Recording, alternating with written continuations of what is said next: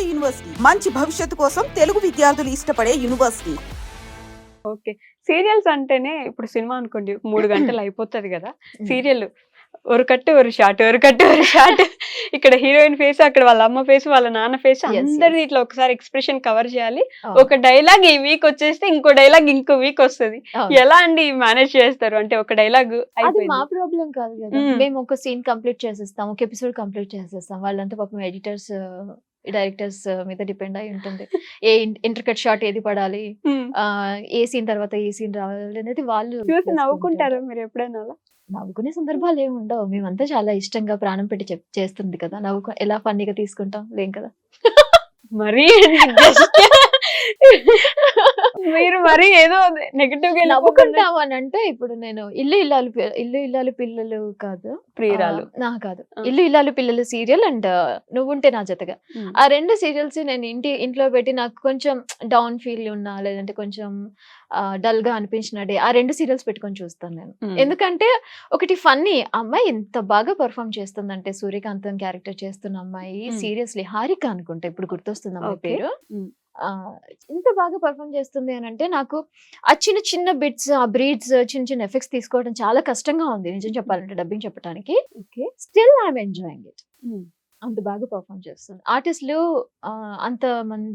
అంతమంది crew ముందరు, camera ముందర అలా యాక్టింగ్ చేసేస్తారు కదా. అది డబ్బింగ్ లో పొర్రపాటును కూడా అబ్బా ఇది ఇంకొంచెం బాగా చెప్తే బాగుండు వీళ్ళు అని వాళ్ళు అనుకోకుండా చూసుకోవాలనేది నా తపన. వాళ్ళు అనుకోకుండా ఎందుకంటే వాళ్ళు ఎంతో కష్టపడి ఆ స్టేజ్ కి వస్తారు, అంత ఇష్టంగా వాళ్ళు పర్ఫామ్ చేస్తారు. వాళ్ళు ఒక్క మా వాయిస్ వల్ల, మా పర్ఫార్మెన్స్ వల్ల అబ్బా అని ఫీల్ అవ్వకూడదు. మామూలుగా ఆర్టిస్టులు వాళ్ళ వాయిస్ వాళ్ళదే అన్నట్టు చెప్పుకోవడానికే ఇష్టపడుతుంటారు, లేదంటే వాళ్ళది కాదు అని చెప్పడానికైతే ఆల్మోస్ట్ ఎవరు ఇష్టపడరు అనే ఒక భావన ఉంటుంది కదా. Is it true? మీకు అలా ఏమైనా ఉంటుందా? నాకు దేవుడి దయ వల్ల టచ్ వుడ్ నా ఆర్టిస్టులు అందరూ కూడా నన్ను కలవటానికి, నాతో ఫోన్ చేసి మాట్లాడటానికి చాలా ఉత్సుకత చూపిస్తారు. ఇప్పటి వరకు నేను చెప్పిన ఏ ఆర్టిస్ట్ అయినా కూడా everyone they are interested. Okay, చెప్పుకుంటారు బయట చెప్పుకుంటారు, చెప్పుకుంటారు. వాళ్ళు ఏదైనా గ్యాదరింగ్ ఉన్నప్పుడు నాకు కాల్ చేసి వేదా ఇది ఒక డైలాగ్ చెప్పవా నాకు, నా చెప్పింది నా ఆర్టిస్ట్ నాకు తెలుసు అని అంటే కూడా నమ్మట్లేదు అని చెప్పేసి అలా కూడా కాల్స్ ఫోన్ చేసి ఓకే అలా థ్యాంక్స్ చెప్తారా, ఈ రోజు బాగా చెప్పావు వేదా మాకు బాగా చెప్పారని చెప్తారు. ఒకవేళ వాళ్ళ పర్ఫార్మెన్స్ ఆ రోజు లో ఉంది అని వాళ్ళు ఫీల్ అవుతే కొంచెం అది చూసుకో అని చెప్తారు. ఎవ్రీథింగ్ అంటే ఇంటరాక్షన్ ఉంది నాకు నా ఆర్టిస్టులతో ఉంది ఇప్పటి వరకే. ఓకే, డబ్బింగ్ లో అంటే మనం బయట ఉండే, ఇప్పుడు మనకి ఇంట్లో ఇబ్బంది ఉంది అనుకోండి, లేదంటే మన పిల్లలతో ఏదో ప్రాబ్లం ఉంది, ఈ ప్రాబ్లం ని క్యారీ ఫార్వర్డ్ చేస్తూ డబ్బింగ్ దగ్గర కూర్చున్నప్పుడు ఆ లోనెస్ కనిపించేలా చెప్పడం ఇట్లాంటి జరుగుతుంటాయా? అంటే అది ఉంటది, ఎవరికైనా కొంచెం డిస్టర్బెన్సెస్ జరుగుతూ ఉంటాయి. కానీ వన్స్ అప్పుడు నేను ఆ సీట్ లో కూర్చున్నప్పుడు ఆ క్యారెక్టర్ ని కదా, నేను ఒక అమ్మని కాదు, ఒక వైఫ్ ని కాదు, సంహా ఒక సిస్టర్ ని కాదు, ఒక ఫ్రెండ్ ని కాదు, నేను ఆ క్యారెక్టర్ ని ఆ సీట్ లో కూర్చున్నప్పుడు అది మాత్రమే గుర్తు పెట్టుకుంటాను కదా, గుర్తుంటుంది. డైరెక్టర్స్ మీతో ఒక ఆర్టిస్ట్ కి కావాల్సిన క్వాలిటీ అది ఫస్ట్ ఆఫ్ ఆల్ గుర్తు పెట్టుకోవడం. నువ్వు ఆ క్యారెక్టర్ లో నాకు ఇది ఎలా అంటే, నేను కూడా ఇలా ఆలోచిస్తాను అని నాకు ఎప్పుడు అనిపించింది అంటే, మన సుమ కనకాల గారు ఉన్నారు కదా, ఆవిడ యాంకర్ గా ఉన్నప్పుడు వాళ్ళ ఇన్లాస్ చనిపోయినప్పుడు తను షూటింగ్ కి రావాల్సి వచ్చింది అని ఒక ఇంటర్వ్యూలో చెప్పారు. నాకు చాలా ఎంత అనిపించింది అంటే, ఎస్ కదా ఇది ఉండాలి కదా, నేను ఉన్నానా అని అప్పుడు నేను క్వశ్చన్ చేసుకున్నాను. ఓకే నేను కూడా ఉన్నాను అని అనిపించింది. ఆ సందర్భాలు కూడా ఉన్నాయి. డైరెక్టర్స్ మాట్లాడతారా మీతోటి? మాట్లాడతారు, క్యారెక్టరైజేషన్ ఎక్స్ప్లెయిన్ చేసేప్పుడు అంటే వెరీ స్టార్టింగ్ ఎపిసోడ్స్ లో ఈ క్యారెక్టర్ ఇది అమ్మా ఇలా ఉంటుంది, తర్వాత ఈ క్యారెక్టర్ ఇలా వెళ్ళిపోతుంది అన్న ఉద్దేశంతో వాళ్ళు మాకు క్యారెక్టర్ ఎక్స్ప్లెయిన్ చేస్తారు. మూవీస్ కానివ్వండి, సీరియల్స్ కానివ్వండి, ఎవరైనా ఎక్స్ప్లెయిన్ చేస్తారు. ఎక్స్ప్లెయిన్ చేసిన తర్వాతే వీఆర్ ఇంటూ దట్. ఎలా సెలెక్ట్ చేసుకుంటారు ఈ సీరియల్లో ఈ క్యారెక్టర్ కి ఈ అమ్మాయి వాయిస్ పర్ఫెక్ట్ అని చెప్పేసి ఎలా సెలెక్ట్ చేస్తారు? వాయిస్ టెస్ట్ లో తీసుకుంటారు. వాయిస్ ఎవ్రీ క్యారెక్టర్, హీరోయిన్ కానివ్వండి, నెగిటివ్ కానీ, సబ్ క్యారెక్టర్స్ కానివ్వండి, ఏదైనా కానీ వాయిస్ టెస్ట్ అనేది కంపల్సరీ. వాయిస్ టెస్ట్ లో జరిగిన తర్వాత ఆ ఒక పర్టికులర్ సీన్ కి కానీ దానికి కానీ సంబంధించి కాకుండా ఆ క్యారెక్టర్ త్రూ తర్వాత ఎలా వెళ్తుంది అనే దాన్ని డిపెండ్ చేసుకుని వాయిస్ సెలెక్షన్ చేస్తారు.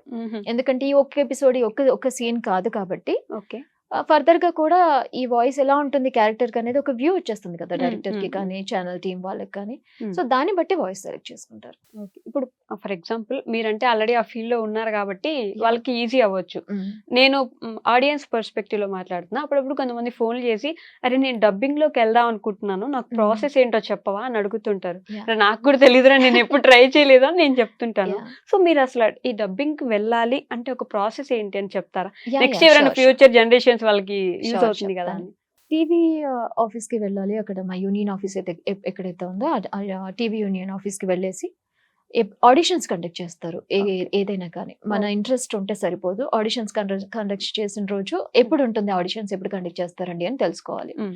వాళ్ళు ఫలానా డేట్ అది చెప్తారు.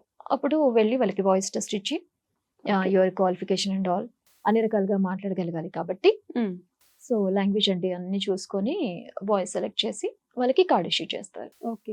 సినిమాలు కానివ్వండి సీరియల్ కానివ్వండి సేమ్ ప్రొసీజర్. అంటే పిలిచినప్పుడు 10 డైలాగులు ఏమైనా 10 రకాలుగా 10 రకాలని కాదు. ఇప్పుడు కొన్ని అప్లికేషన్స్ ఉంటాయి. వాళ్ళందరికీ కలిపి ఒక రోజు టెస్ట్ తీసుకుంటారు. స్టూడియోకి పిలిచి Hmm. వాళ్ళకి ఒక స్క్రిప్ట్ ఇచ్చేసి ఒక మానిటర్ ప్లే చేసి అందులో ఉన్నది చెప్పండి అని అంటారు. ఓకే. వాళ్ళు దానికి సూటబుల్ అని అనిపిస్తే డబ్బింగ్ వాయిస్ అని అనిపిస్తే తీసుకుంటారు. card ఆర్టిస్ట్ issue కార్డ్ చేస్తారు. ఒకటి మళ్ళీ కార్డ్ ఇష్యూ చేస్తారు. అది తర్వాత లేకపోతే చెప్పలేరా అని? కార్డ్ లేకుండా చెప్పలేము. అదొక ఎంట్రీ టైప్ అన్నమాట. మనకి సాఫ్ట్వేర్ లో ఐడి కార్డ్స్ ఎలా అయితే ఉంటాయో ఇది కూడా ఒక ఐడి ప్రూఫ్. దాని తర్వాత దాని తర్వాత ఇంకా వాళ్ళు ఇంటరాక్ట్ అవ్వాలి. స్టూడియోస్ కి వెళ్ళి నాకు కార్డ్ ఇష్యూ చేశారండి, నేను క్యాపబుల్ ఫర్ డబ్బింగ్, కొంచెం వాయిస్ టెస్ట్ ఏదైనా ఉంటే చెప్పండి నేను వస్తాను అని చెప్పి అడిగి వెళ్ళి కనుక్కొని వాళ్ళు చెప్పిన టైంకి వెళ్ళి అంత ప్రాసెస్ ఉంటుంది. అక్కడికి వెళ్ళిన తర్వాత కూడా వాళ్ళు పిలిచిన దానికి వాయిస్ సరిపోకపోతే దే కాంట్ రిజెక్ట్ హెల్ప్. చేస్తారు. ఓకే. అంటే ప్రతి స్టూడియోకి వెళ్ళి నాకు ఇలా ఉందండి. మరి ఇప్పుడు ఇది ఒక మన సెల్ఫ్ బిజినెస్ అనుకోవాలి. ఇప్పుడు ఒక యాడ్ ఉంది అనుకోండి, ఎవరి ప్రొడక్ట్ ని వాళ్ళే కదా పబ్లిష్ చేసుకుంటారు. Okay. So my voice product అంటే నాది నా ప్రొడక్ట్ నా వాయిస్, నేను రెడీగా ఉన్నాను డబ్బింగ్ కి సో అని వాళ్ళకి వాళ్ళు ఇంట్రడ్యూస్ చేసుకోవాలి. అంటే అప్పట్లో వీళ్ళు చెప్పేవాళ్ళు కదా, ప్రతి సినిమా ఆఫీస్ కి తిరిగేవన్నీ నేను ఆర్టిస్ట్ ని, నేను యాక్టింగ్ అది ఎప్పుడు ఉంటుంది కదా. ఇప్పుడు సేల్స్ ఎగ్జిక్యూటివ్స్ ఎందుకు ఉంటారు ఇన్ అదర్ ఫీల్డ్? ఎందుకు ఉంటారు? వాళ్ళ ప్రొడక్ట్ అమ్మటానికి. మా ప్రొడక్ట్ ఏంటి? వాయిస్. మనం చెప్పగలుగుతాం అనేది ప్రూవ్ అవ్వాలి అంటే ఫస్ట్ వాట్ యు ఆర్ అనేది వాళ్ళకి చెప్పాలి. వాట్ యు ఆర్ అని చెప్పాలి అంటే అవకాశం రావాలి. అవకాశం రావాలి అని అంటే నువ్వు వెళ్ళాలి. ఓకే. మీకు బై గాడ్ నాకు సందీప్ గారు సీరియస్లీ ఆయన్ని నేను లైఫ్ లో మర్చిపోలేను. అసలు ఇంట్రెస్ట్ లేకుండే కదా మీరు? నాకు అసలు ఇంట్రెస్ట్ లేదు. నాకు వర్క్ చేయాలని ఇంట్రెస్ట్ లేదు. First of all house wife గా ఉండాలనేది నాకు హౌస్ వైఫ్ గా ఉండాలనేది ఇంట్రెస్ట్. వర్క్ చేయాలన్న ఇంట్రెస్ట్ లేక ఉన్న జాబ్ ని కూడా మానేసి కూర్చున్నాను ఇంట్లో. ఆ టైంలో మీకు డబ్బింగ్ వచ్చింది. మా హస్బెండ్ కి బాగా interest. You have some extra talent, you know ఒక యూనిక్ టాలెంట్ ఉన్నప్పుడు నువ్వు దాన్ని ఎందుకు మిస్ చేసుకుంటావు అనేది ఆయనకి. యాక్చువల్లీ చిన్నప్పటి నుంచి అంతే, నేను దేని మీద పెద్దగా ఇంట్రెస్ట్ చూపించి ఇది అయిపోవాలి ఇది చేసేసేయాలి, చాలా నార్మల్ గా చాలా రెగ్యులర్ గా బతికేయాలని అనుకునేదాన్ని నేను. కానీ అందరూ పుష్ చేసి చిన్నప్పటి నుంచి మన అక్క, ఓకే, తర్వాత నాన్నమ్మ నాన్న వీళ్ళందరూ పుష్ చేసి పెళ్లి అయిన తర్వాత మా హస్బెండ్ వీళ్ళందరూ పుష్ చేసి ఈ రోజు ఇక్కడ కూర్చోబెట్టారు నన్ను. ఇది డిఫరెంట్ అండి. మనం అనుకుంటే అనుకోలేదండి. స్టిల్ కూడా నేను ఏం అనుకోవట్లేదు. అంటే నెక్స్ట్ ఏం చేయాలి అనే క్వశ్చన్ మార్క్స్ నాకు ఏం ఉండవు. ఇది చేయాలి అన్న థాట్ ఉండదు. ఆ మూమెంట్ కి నాకు అనిపించిందా, నాకు అది అందుబాటులో ఉందా చేసేస్తాను అంతే. అంతేనా? జస్ట్ వస్తే చేద్దాం, లేకపోతే ఏం ప్రాబ్లం లేదు. ఎందుకంటే ఈ మూమెంట్ లో బతకడం ఇంపార్టెంట్ నాకు. నెక్స్ట్ పాస్ట్ ఇవి చూసుకోను నేను. కానీ నిజంగానే గాడ్ చూసిన